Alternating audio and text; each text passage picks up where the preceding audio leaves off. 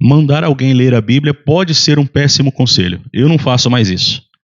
Pode confundir a mente da pessoa, ou pior, se ela for propensa à maldade, ela vai encontrar na Bíblia o livro incentivo ao mal. Então hoje eu falo para as pessoas lerem sobre Jesus, aprenderem sobre Cristo. Os cristãos do mundo antigo faziam isso. O próprio Jesus ensinou, ali em Lucas capítulo 24, quando ele está perto dos 2 discípulos no caminho de Emaús, ele explica para esses discípulos aquilo que nas Escrituras tinham a ver com ele, apontavam para ele. E é isso que importa.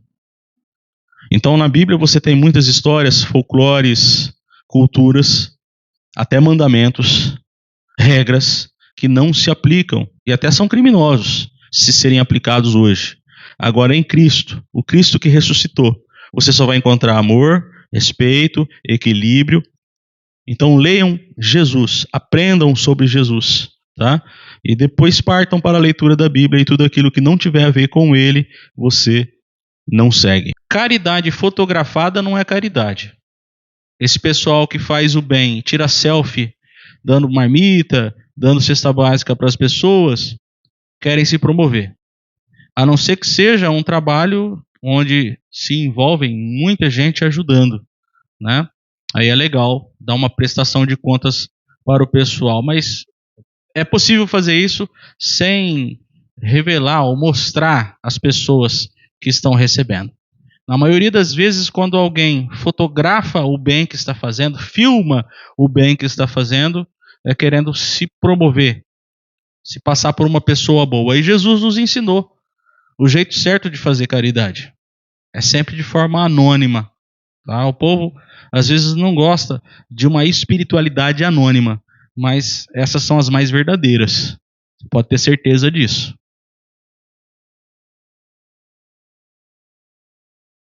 O inferno não é aquilo que o seu pastor fala para você. Ele fala para te botar medo, tá?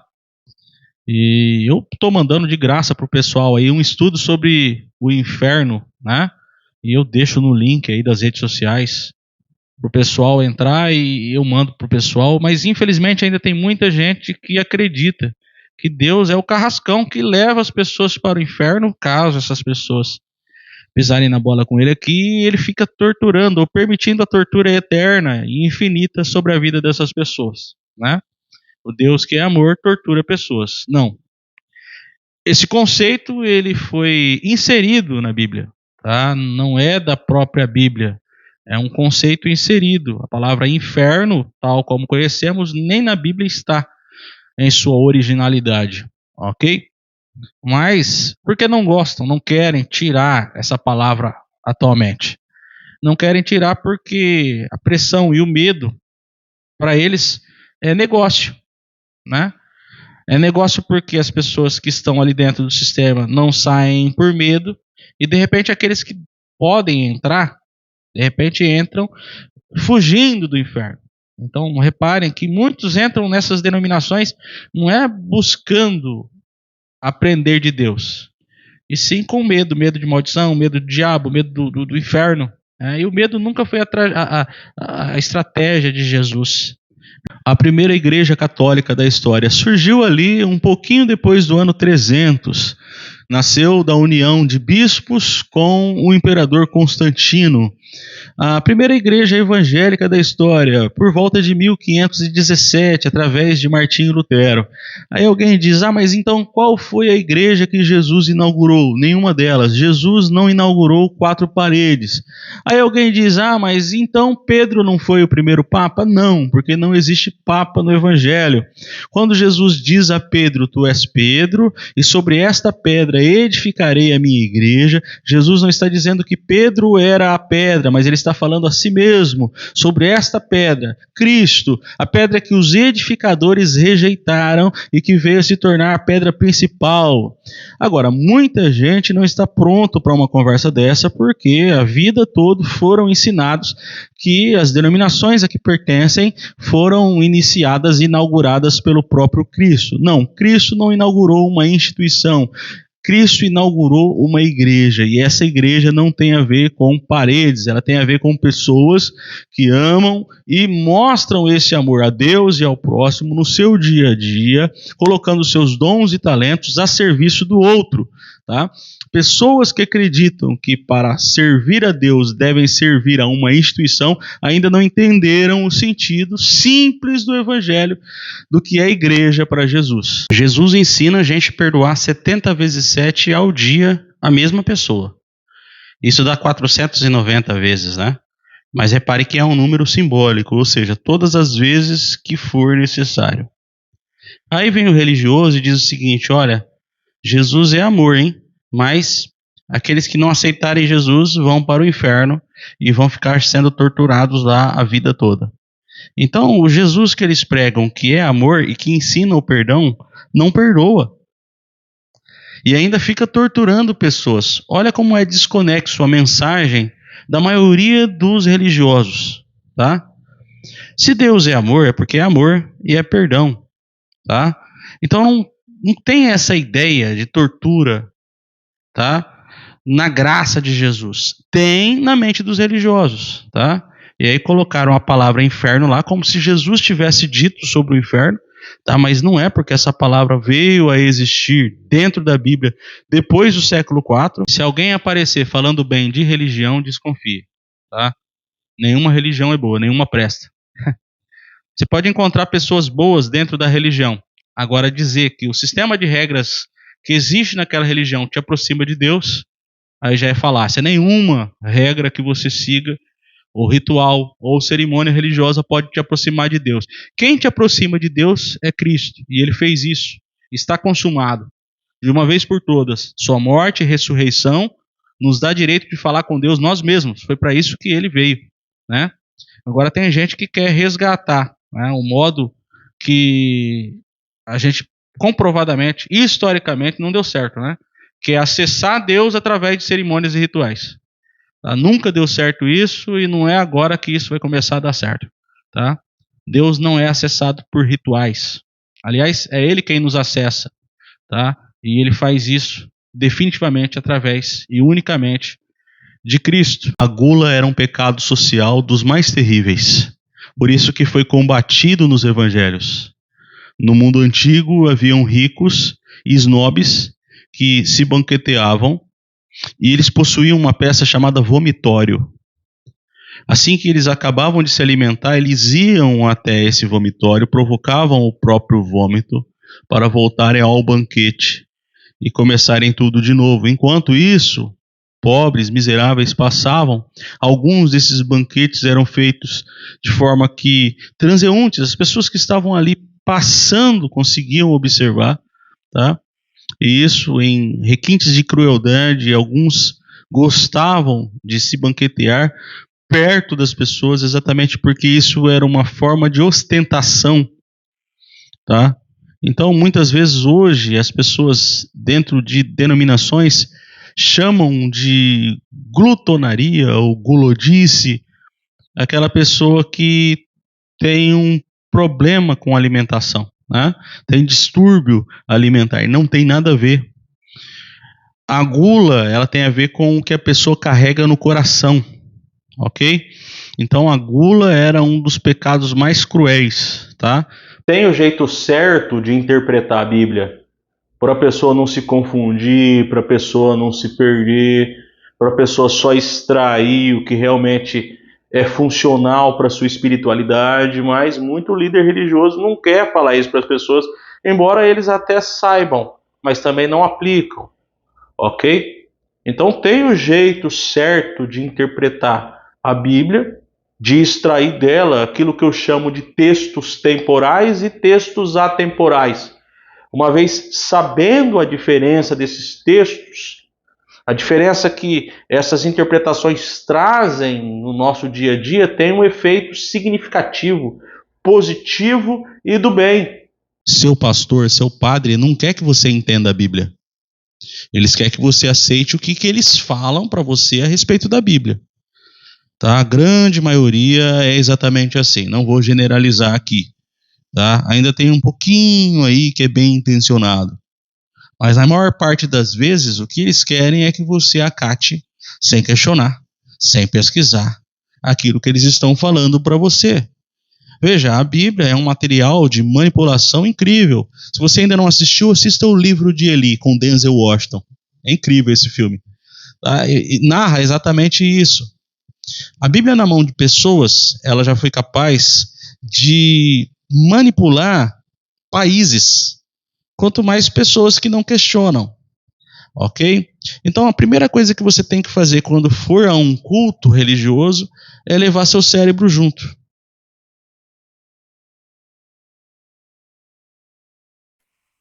Outra conversa fiada do sistema gospel é a tal da brecha para o diabo. Você já ouviu falar isso? Se o irmãozinho, se a irmãzinha está passando por uma crise, por uma enfermidade, por uma falência, aí o pastor prega ou até mesmo vai perguntar: ô irmã, será que isso não é alguma brecha, algum lugar que você deu para o diabo, não? É impressionante porque quando é o pastor que fica doente, quando ele é que vem à falência, quando ele é que está passando por um problema, então na vida dele não é brecha que ele deu para o diabo. Na vida dele é provação. Só é brecha quando é na vida dos irmãos. Bom, essa é mais uma falácia do sistema para levar as pessoas a ficarem ali presas, com medo, porque supostamente, se você deu alguma brecha para o inimigo, eles é que terão a solução para resolver e endireitar o seu caminho. A palavra, se eles levassem a sério, ensina que tanto os dias bons quanto os dias maus vêm sobre a vida dos justos e sobre os injustos. E todos nós estamos sujeitos a essas dificuldades. E devemos manter a fé, o bom senso, o amor, sem perder o equilíbrio. Então, se você está em um ambiente em que eles vivem ensinando a respeito da tal brecha para o diabo, eu sugiro que você saia o mais rápido possível. É melhor você ficar na sua casa do que em um ambiente como esse. Ficar chamando gente para se converter na sua igreja não é evangelização. Aliás, muita gente acha que Jesus que mandou isso, né? Você sair por aí ou ficar convidando gente, recrutando gente para ir para a sua igreja. Não tem nada a ver. E aquele texto que vocês gostam de usar, tá? Marcos 16,15, ide por todo mundo e pregai o evangelho a toda criatura, aquilo não tem nada a ver com o que é feito. Tá? Jesus não mandou você recrutar pessoas para encher um templo. O texto, ide, que está no modo particípio, que no grego se parece com o nosso gerúndio e ficaria melhor traduzido se fosse escrito assim, ó, indo por todo mundo. Ou seja, enquanto vivem, enquanto existem, com as suas atitudes, através dos seus comportamentos, influenciam outros a fazerem o mesmo. Mas não tem nada a ver com encher denominação. E o duro é que muitas denominações trabalham com isso, né? Multiplicação. Tá? Se você não multiplica, você está em falta com Deus. E aí as pessoas ficam ali, aquele que não consegue levar ninguém, fica todo acanhado, achando que não é ninguém diante de Deus. Fica tranquilo, tá? Isso aí é marketing e eles lotam ou buscam lotar os seus templos por motivos de dinheiro, tá? Na Bíblia, o resumo da obra é esse texto aqui, ó. É isso que realmente importa. Mateus capítulo 25, do 34 em diante.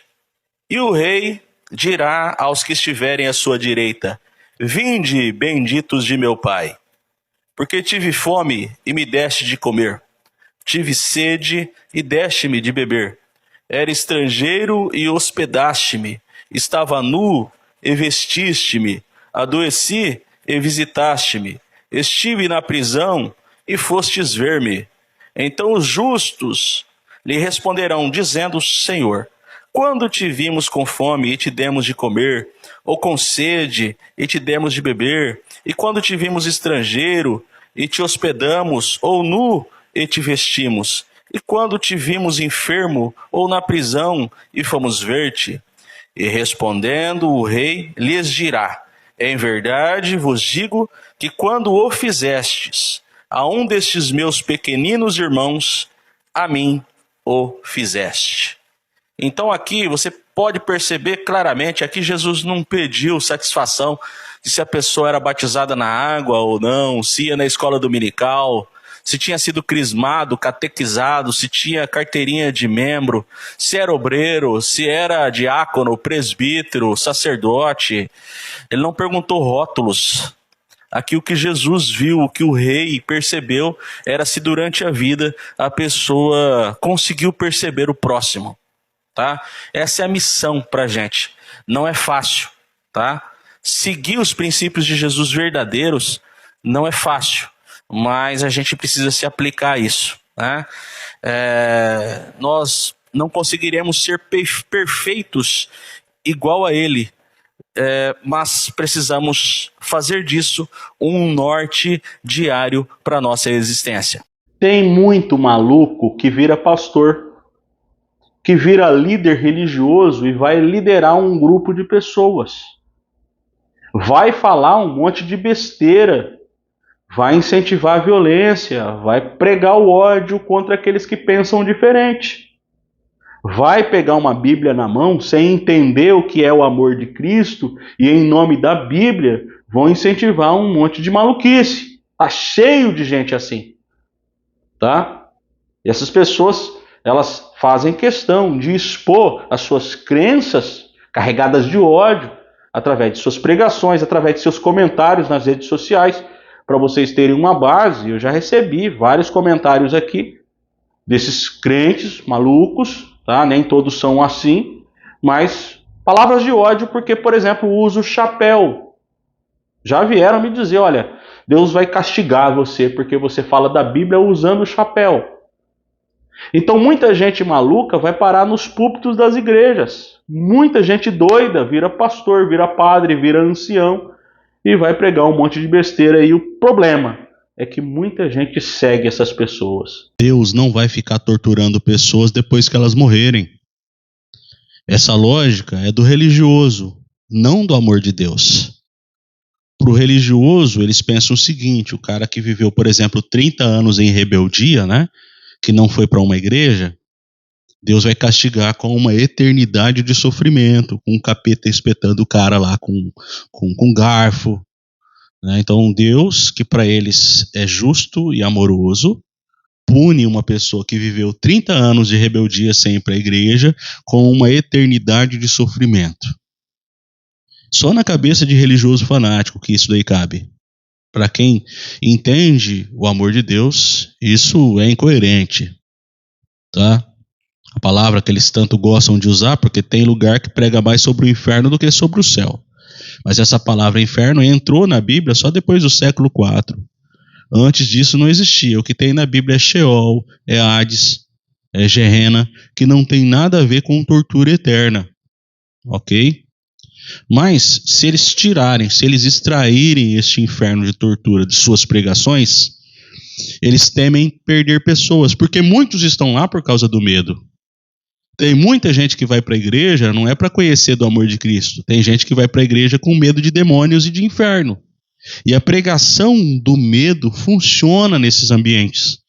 Aliás, é a pregação que mais funciona, a levar pessoas ao medo. Mas Deus não é assim. A graça de Cristo nos revela uma outra realidade de perdão, tá? Agora, vai tentar falar para religioso fanático, para ver o que acontece.